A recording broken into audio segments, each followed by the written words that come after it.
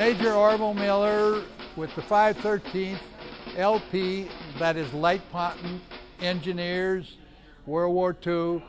We were advised December 16th that the Germans had broke through. We were 150 miles south of the Bulge. George Patton went to a meeting with Eisenhower on the 19th. George, when can you bring the Third Army up here to contain the south flank of the Bulge? Eisenhower said, we know it's going to take you 3-4 days. George Patton says, they're on the way. And we were on the way up. We did 110 miles overnight on the 19th of December and got to the area of the Bulge. Now the Bulge was taken over by the Germans by that time, and we were there building bridges for the 4th Armored Division, assisting their engineers. Now the Bailey Bridge is what we built, and that was a new British bridge. A lot of the engineer troops had not been advised on how to build bridges, so that's why the 4th Armored Division wanted us to go with it. We were attached to the 4th Armored Division. We got up and we did, the 3rd Army did stop the south flank of the Bulge. We moved in and relieved the 101st, who were surrounded by Germans in Bastogne area. The 4th Armored relieved the 101st Airborne on the day after Christmas. I remember the day very well. Because Christmas Day, everybody's supposed to get a hot meal, but we got a meal, but it wasn't hot by the time we got to us. We were building a bridge at Arlon in Belgium, if anybody knows where that is. But that was basically how we got there, and we built 100 and some bridges, I guess, some under fire, artillery. A lot of them were not, because the Germans had taken off by then somewhat. And that sort of ended the war. That was the last big battle of the war. But that's all the experience. We had an experience going up. We stopped overnight this 110-mile hike, and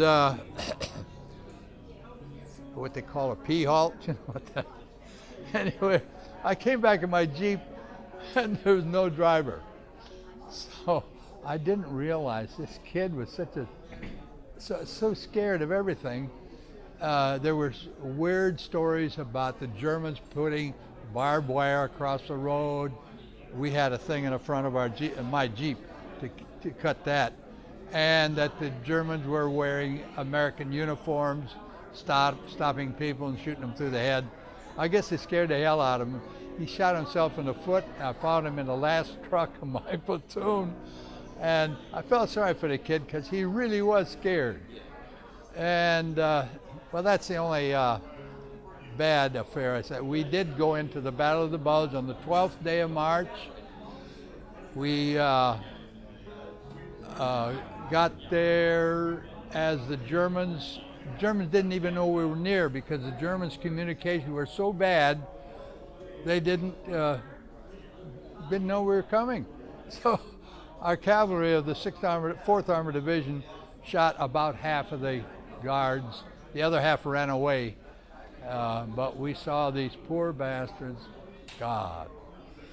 They were in bunks 5 decks high. We went into the first barracks.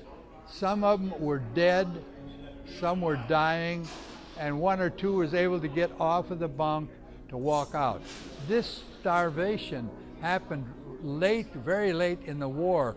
The Germans were starving too, but it were really something, those poor devils coming out of that Buchenwald camp. Roosevelt died the very next day. That was the day before his No, yeah, the next day, it was the 12th of March, he died. Then they sent us, we were on the way to Berlin. Okay, 4th Armored Division. Well, anyway, they got us another 2 days. They said, we need troops down in the Alps because the Germans might be forming